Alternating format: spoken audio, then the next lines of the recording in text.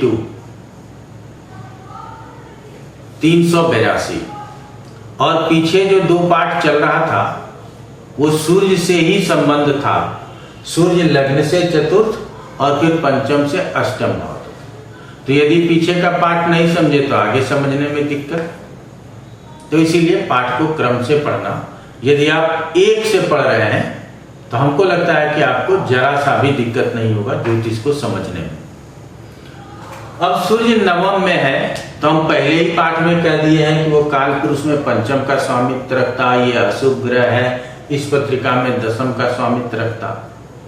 तो दशमेश नवम में है, कोई दिक्कत नहीं है, लेकिन गणना इधर से होता है तो ये 12वां हो जाता है और 12वां उसकी हानि बताता है। तो क्या ऐसा संभव है? तो कभी बताएंगे कि ये तीनों भाव और ये तीनों भाव थोड़े एक जंक्शन में चलते हैं, आगे कभी समझाने का प्रयास करें। लेकिन फिर भी इस बात को मान करके चलना है कि यदि ये यहां होता तो और अच्छा होता। तो चलिए, तो नवम में है, त्रिकोण में गया है, कोई दिक्कत नहीं है। अब ये नवम स्थान में गया, दशमेश है, तो हम क्या करेंगे कि काम भी करेंगे और धर्म का भी काम करेंगे। धार्मिक कर्मों में भी रुचि लेंगे, लेकिन किस तरह से लेंगे? लीडरशिप के तरह लेंगे। अन्य लोगों को क्या कहेंगे? दबा करके रखेंगे। पिता को भी ज्ञान दे देंगे।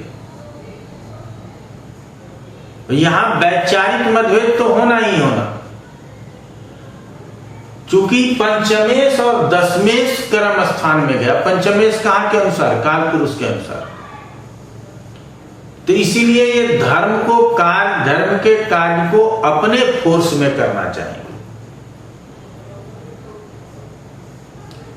ये आप लोगों के समझ में आ गया। अब इसकी दृष्टि कहां है? तीसरे स्थान के ऊपर है। तो क्या खेलकूद में बहुत इंटरेस्ट होगा? हम कहते हैं नहीं होगा। और हमेशा अपने से छोटे लोगों को दबा करके रखना चाहेंगे, सोचेंगे कि हमारे ही प्रभाव में हो। तो सूर्य नवम में बैठे, पंचम में बैठे, लग्न में बैठे, इस स्थिति में यदि लीडरशिप नहीं आए तो कब आएगा? तो ये जो लीडरशिप क्वालिटी आएगी ना, वो कभी कभी जहां सीधी दृष्टि जाती है उसका नुकसान करेगा। चलिए अब आगे बढ़ते हैं। और सूर्य दशम में, इस लग्न के लिए तो सबसे अच्छा कह सकते हैं, उत्तर बलि केंद्र में, अपने ही राशि में, और ये दिग्बली, और ये जब पैदा हुए होंगे तो दोपहर का समय रहा होगा, शिरोबिंदु पे सूर्य, प्रकाशित भाव में सूर्य। सूर्य पुरुष ग्रह है तो पुरुष राशि में सूर्य। आप समझ सकते हैं, ये सब बेसिक में पढ़ाया हुआ है, आप लोग सभी बातों को जान सकते हैं। तो सूर्य बहुत बलवान। तो ऐसे जातक जहां भी कार्य करें वो कुशल अधिकारी का काम करें। अब हम आईएएस और आईपीएस के लिए कहें ये जरूरी नहीं है। हमारे अंदर नेतृत्व क्षमता हो और हम किसी विधि व्यवस्था का संचालन करें। अब विधि व्यवस्था में आप ये सिर्फ मत सोच लीजिएगा कि ये जज बन जाएंगे, ये नहीं समझना। और अधिकार के साथ कार्य को करें। बहुत बड़े लीडर हो सकते हैं, बहुत बड़े आईएएस अधिकारी हो सकते हैं, और सिंह राशि में है, और यदि अन्य कोई ग्रहों से लिप्त नहीं है तो ईमानदार भी।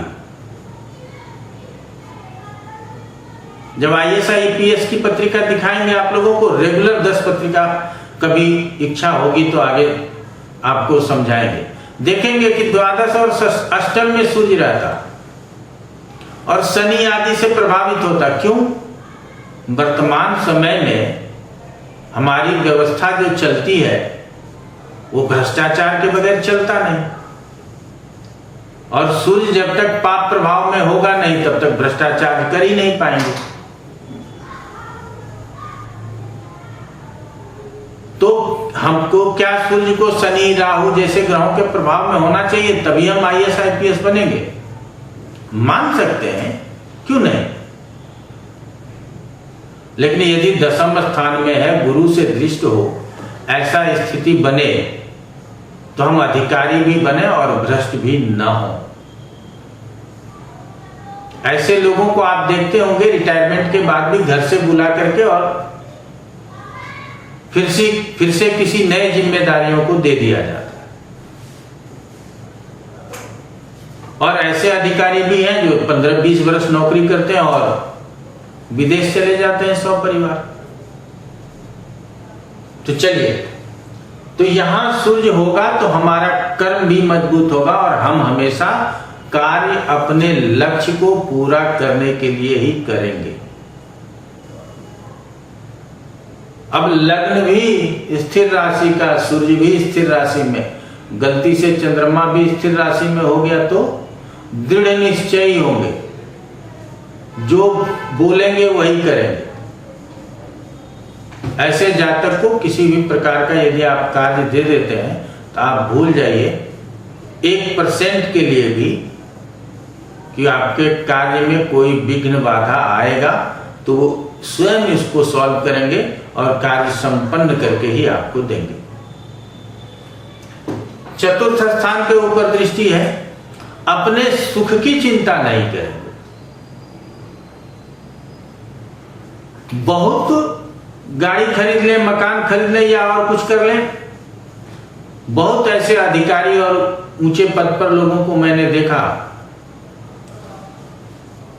कि जो कर्मचारी आवास है, चाहे वो बड़े कंपनियों में काम करते हो या बड़े पद पर काम करते हो, उसी में रह लेते हैं और सरकारी गाड़ी में ही अपना जीवन गुजार लेते हैं।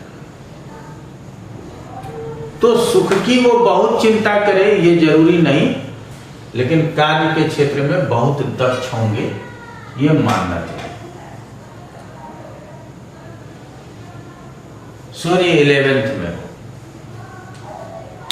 अब ये यहां पहुंच गया तो जातक की एक इच्छा तो हमेशा होगी कि मेहनत करते हैं तो तरक्की दो, तरक्की नहीं देंगे तो लड़ लेंगे।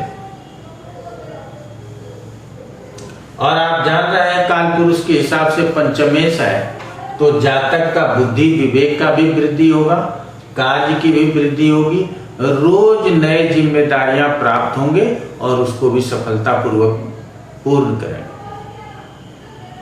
और उसके बाद क्या, जब आप हर कार्य को सफलतापूर्वक पूर्ण करते हैं तो पुरस्कार भी आपको प्राप्त होता है, यश प्राप्त होता है।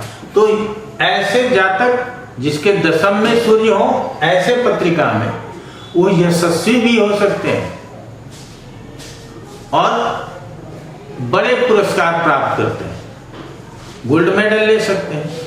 खेलकूद में है तो, अधिकारी वर्ग में है या समाज सेवा में है या अन्य किसी कार्य में है, हो सकता है कि राष्ट्रपति के द्वारा पदक प्राप्त हो जाए, पद्म विभूषण, कितना पदक है, ठीक है, भारत रत्न मिले या न मिले, लेकिन अन्य किसी भी रत्न के हकदार ऐसे जातक हो सकते हैं यदि अन्य ग्रहों का भी सहयोग हो और दशा सूर्य की मिले। और हम हमेशा कहते हैं दशा का सीक्वेंस भी अच्छा मिलना जरूरी होता है। तो इसीलिए हम ये नहीं कह रहे हैं कि इसको अगले साल पद्म विभूषण मिलेगा जिसके एकादश में सूर्य है। आप लोग ऐसा मत किसी को बता दीजिएगा। अब ये पंचम स्थान को देख रहा है तो संतान के ऊपर दबाव बना के रखना या पहले संतान का हानि हो जाना ये संभव है। और कभी कभी अति सर्वत्र वर्जयेत, बहुत बुद्धि का होना भी मेरे लिए अच्छा नहीं होता, इसीलिए उसको भी बैलेंस में रखने की जरूरत होगी। चलिए, कन्या राशि के हैं तो संभव है कि सूर्य इसको बैलेंस में रखने में सक्षम होंगे। अब सूर्य, अब ये तुला राशि का, इससे हमको कोई बैर नहीं है। बैर इस बात से है कि द्वादश में है। ठीक है, फिर भी दिग्बल में आप इसको चाप से जब समझेंगे तब आप अधिक समझेंगे। और यहां सूर्य है तो प्रातः काल का जन्म है, ये भी समझना है। तो दिन का जन्म है, पुरुष राशि में है, ये सब अच्छा है सूर्य के लिए। प्रकाशित भाव में है, सब अच्छा है।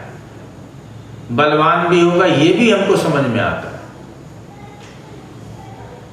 और 3 डिग्री 20 मिनट का होगा तो वर्गोत्तम भी होगा, ये भी समझ में आता है। लेकिन द्वादश में जाना बहुत अच्छा नहीं कहते। संभव है कि पिता को किसी भी तरह की परेशानी हो, संभव है आपके स्वास्थ्य में परेशानी हो, संभव है कि हमेशा रोग ऋण शत्रु से आपको लड़ना पड़े, संभव है कि बाईं आंख खराब हो जाए। अब ये जरूरी नहीं है कि क्या हमको सरकारी नौकरी नहीं मिलेगी, मिल सकती है, ये सब हमने नहीं कहना। क्योंकि साधारण फल और विशेष फल दोनों में तो अंतर है। पराक्रमेश कहां गया? तीसरे में गया। लग्न से आप कितना भी परिश्रम कर लीजिए, स्वयं प्रसन्न नहीं होंगे। कार्य संपन्न होगा और आपके ही सामर्थ्य से होगा, लेकिन लग्न से 12वां गया, आप प्रसन्न नहीं। और छठे स्थान को दृष्टि दे रहा है, तो शत्रु होगा, ठीक है कि आप उसका दमन कर लेंगे। ऋण भी होगा, हो सकता है कि आप चुकता कर लेंगे। रोग भी होगा, हो सकता है कि रोग ठीक भी हो जाए। लेकिन नहीं होगा ये कहा ही नहीं जा सकता कि सूर्य दृष्टि दे रहा है तो सब समाप्त जला के राख कर देगा, ये सब दिमाग से निकाल देना है। तो हम उम्मीद करते हैं कि सूर्य को सूर्य मानकर कालपुरुष के पत्रिका में पंचमेश मानकर, और जिस लग्न की पत्रिका अभी वृश्चिक लग्न की देख रहे हैं तो इसी की दशमेश मानकर, और जिस स्थान में बैठा हो उस स्थान से संबंधित